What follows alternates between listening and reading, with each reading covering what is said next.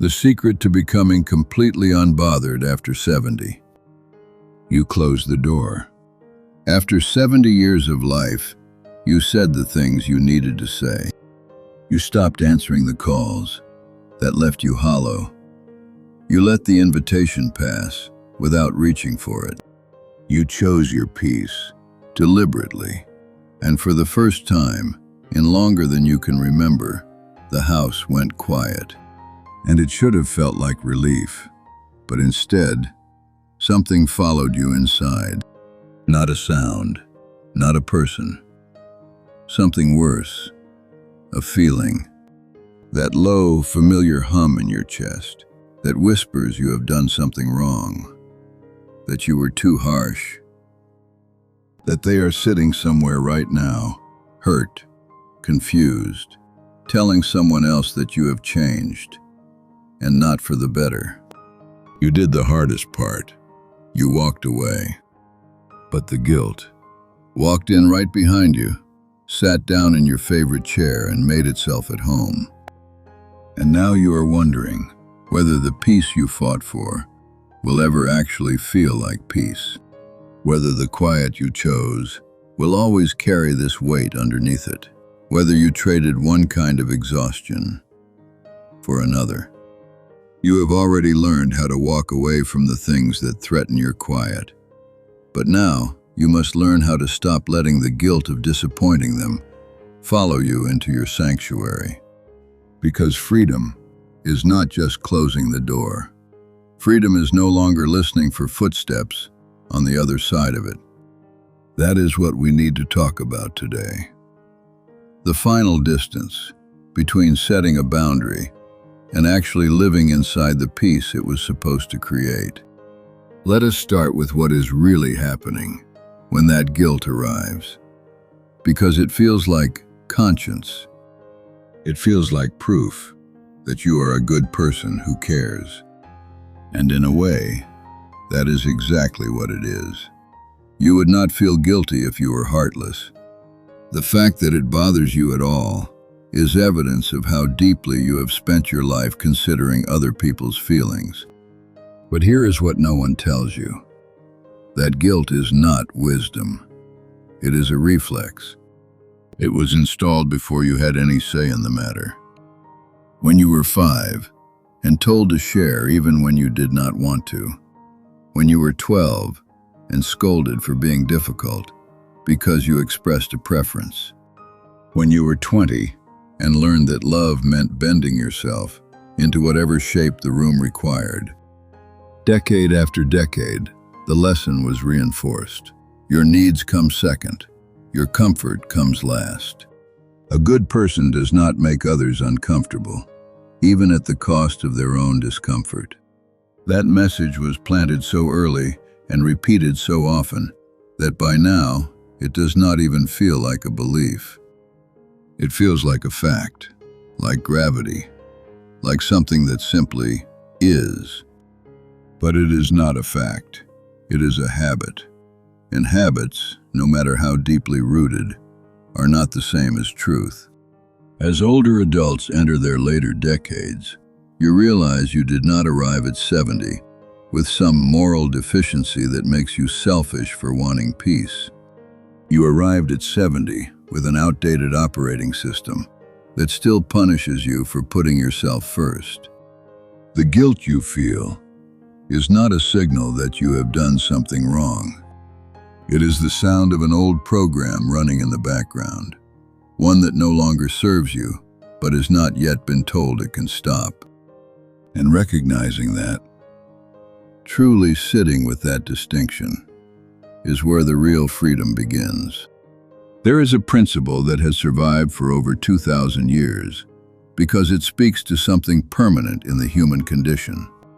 The Stoic philosophers, particularly Marcus Aurelius, Epictetus, and Seneca, built an entire framework around a single, devastating clarity.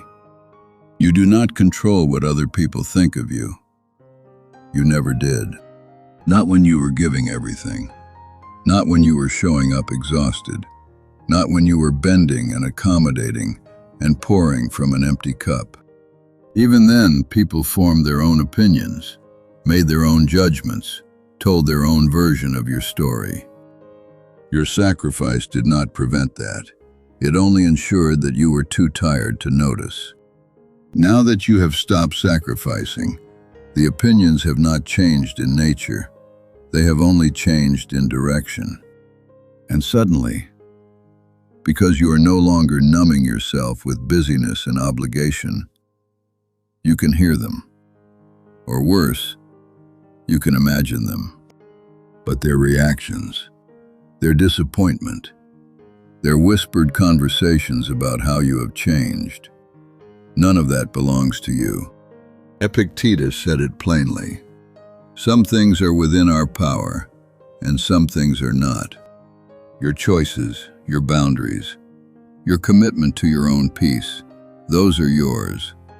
Their feelings about your choices are entirely, completely, irrevocably theirs.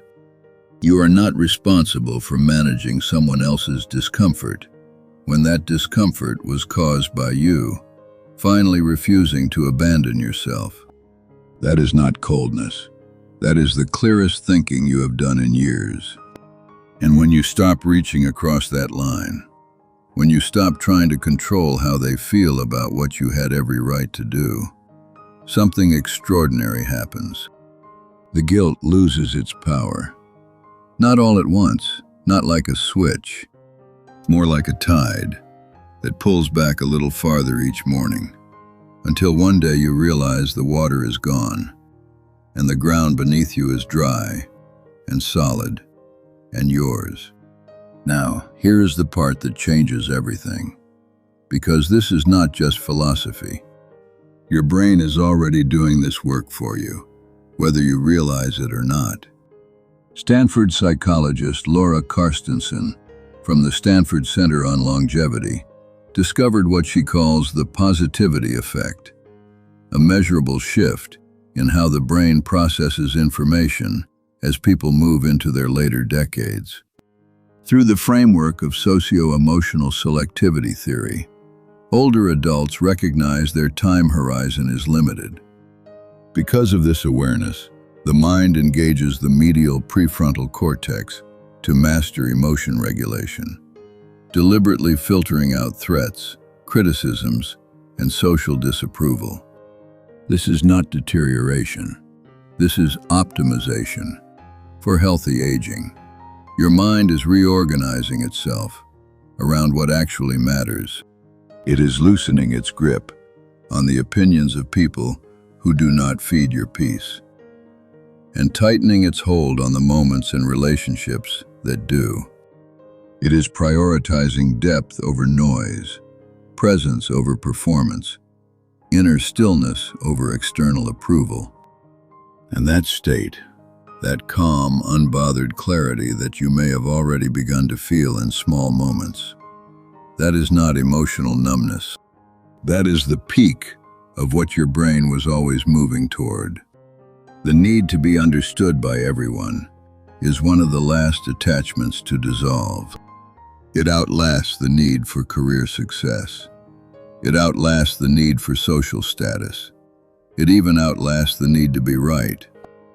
It is the final thread connecting you to a version of yourself that existed for other people instead of for you. And when it finally lets go, when you stop requiring that the people you walked away from understand why you walked away, you arrive somewhere most people never reach. You arrive at a place where your peace is no longer conditional, where your worth is no longer a negotiation, where the only opinion that governs your day is the quiet one that lives inside your own chest. That is not selfishness. That is what selflessness was always supposed to lead to. A person so full, so settled, so complete in their own stillness that they no longer need to take from anyone or prove anything to anyone. You spent 70 years earning this, not by sitting still, but by showing up again and again for everyone else. And now, the showing up you owe is only to yourself. So the next time that guilt taps you on the shoulder, and it will, less often, less loudly, but it will, I want you to recognize it for what it is. Not a verdict, not a sign that you have failed at being good, just an old echo, bouncing off walls that are no longer there. Let it pass through you. Do not argue with it. Do not justify yourself to it. Simply let it arrive. Acknowledge that it once served a purpose, and watch it leave. Because you are not the person who needs to explain anymore. You are not the person who needs to be understood by everyone who ever leaned on you. You are the person who finally, after all this time, gets to sit in a quiet room and feel nothing missing. That is not emptiness. That is what it sounds like when the last debt is paid and the ledger is finally, permanently closed. Guard that feeling. It belongs to you. If this is the kind of conversation that finds you at the right time, Golden Years was made for exactly this. A place where choosing yourself is never something you have to defend. Stay as long as you need. We will be here.